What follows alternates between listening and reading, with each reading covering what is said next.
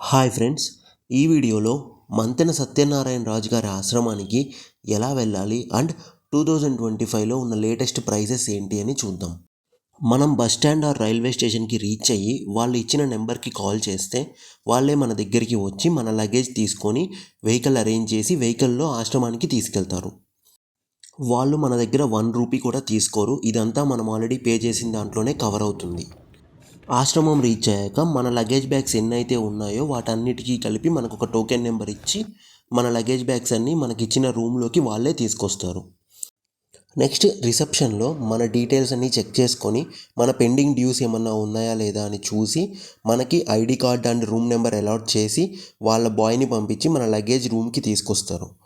ఆశ్రమంలో ఏ టైంకి ఏ యాక్టివిటీ ఉంటుంది అదంతా మనకు ఒక పేపర్ ఇస్తారు అండ్ మనకు ఒక చిన్న బ్యాగ్ ఇస్తారు. ఆ బ్యాగ్లో క్రియా కిట్ అండ్ మసాజ్ షీట్స్ ఉంటాయి. ID card and doctor sheet ఇవన్నీ ఇస్తారు. ఆశ్రమంలో 15 days plan and 30 days plan ఇలా 2 ప్లాన్స్ ఉంటాయి. And AC and non AC rooms ఉంటాయి. 1 షేర్ 2 షేర్ 4 షేర్ ఉంటాయి రూమ్కి.